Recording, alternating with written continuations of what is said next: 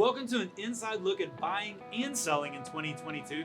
And we're here on the 26th floor at 1010 Midtown in your new place. Rachel, thanks for having us today. Yeah, absolutely. We're here on the 26th floor at 1010 Midtown of your new place. And you both bought and sold this year, right? I did, yes. And you worked with Ben, which was not the first time because Ben helped you a couple years ago. No, so I found Ben through Google a couple years back when I was a first-time home buyer. And I just read his reviews and I set up a call with him. And we hit it off right away. He was super good. He said he's a high school teacher and definitely was able to help walk me through that process. And Ben knows his stuff. He does. And I talked to several other agents, but he was by far the one that made me feel the most comfortable. Awesome. And so I chose to go with him when I first bought my place a couple years back. So how'd you know it was time to make a move this year? Yeah, so I was in a fortunate position where I did get a job change, and so I was able to have a little bit more buying power. And I feel like after staying in Midtown for 2 years, I knew that this is really where I wanted to be for the long term. So I think it would be great to size up a bit to get to a place where I really wanted. Yep. Awesome. And so you're buying and selling at the same time this year, and this is the first place you sold. Were you nervous about doing them both together and selling a place for the first time? Yeah, I was a little bit because I'm not really experienced with how that looks, but fortunately Ben told me that he was able to buy and sell a place on the same day, and he walked me through what that process was going to be. But then when I told him a little bit more about my situation, he said, you know, Rachel, that was super, super stressful. You don't actually need to do it like that.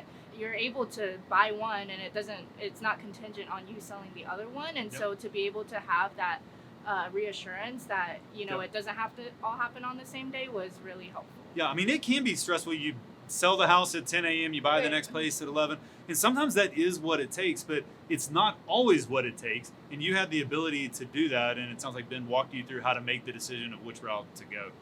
Yeah. Awesome. So you knew you wanted to get a bigger place. How'd you decide where you wanted to buy, and what was it like finding and getting a house or getting a place in 2022? We toured probably every single condo. You've seen every building in Midtown. You probably know them every single high-rise in Midtown. And it got to a point in which I told Ben, I said, look, I have fallen in love with this building, and if it's not in 1010, I don't want to make an offer. So that's actually kind of awesome for those of you listening, because once you identify where you want to be, we're actually able to help you source places better than, hey, I want to be somewhere in the city, which is just really broad. So how was it once you knew you wanted to be in here? How long did it take to find a place, and how'd that come about?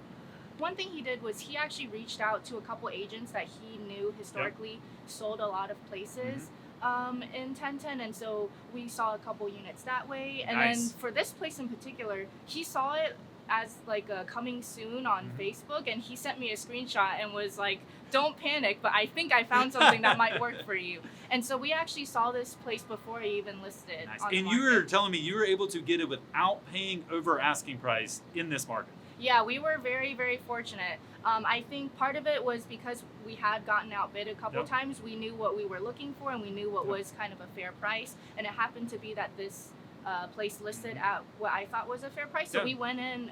We didn't get below asking, but we did go in at asking, and we were able to just close the deal right there. Man, that's awesome. And so then you needed to sell the other place. That's right. And so what was that process like of getting it ready to get on the market, and then when you initially put it on the market that first weekend? Yeah, so Ben said, hey, in order to get this place ready to be listed, let's get it cleaned up, you know. So I had a visual coordinator come in, and she took a look at everything, and we were able to get photos professionally done for it. And then Ben did some market analysis for me, and he said, hey, based on units in your area that have the comparable size, have the comparable type of amenities, this is what they're typically asking for. And so he was able to walk me through the process of what he thought was a fair market price for it. And you were telling me you thought it might have been too high. Yeah, I thought it was going to be a little bit too high, but then once we listed it, it was definitely a very different story. Because what happened after you listed it that first weekend? Oh, yeah, so we listed it on Thursday, and then Ben calls me Friday morning, and he says, Rachel, I have multiple offers. They came in last night, but I know you, and if I had told you last night, you wouldn't have slept. So here I am calling you Friday morning. And he sent me a spreadsheet with the different offers, and was able to walk me through what each of them meant, all of the contingencies and stuff, and I was able to make an informed decision on what offer I decided to counter and then accept. Which ended up, you're telling me, was over asking price, but you also decided, because of how the buying process had been for you, that informed how you handled those offers. Because I had just bought a place and I was struggling a lot in 1010 Midtown, I understood how difficult it was to be a buyer.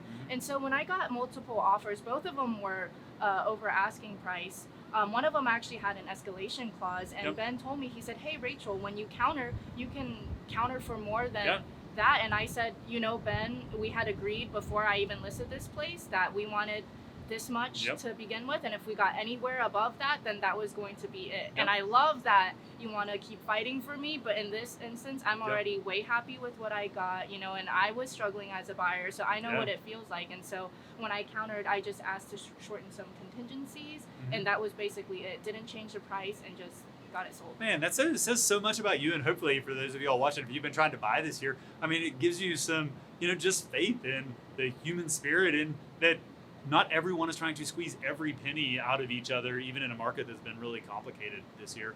And so you got that offer, and then, going to the finish line, did you have any hiccups or any challenges to come through the rest of the way? The buyer actually had to switch a lender in the middle because we had some hiccups with my HOA back at my old place. And I think that was part of why I was very appreciative that Ben told me to go for that buyer in particular, because he's like, I know the agent, they're very good to work with. And so when the lender had a hiccup, she was actually able to switch to one of the lenders that Ben recommended through part of his network in that community, and she was able to get approved for her loan to be able to purchase that new place. That's awesome.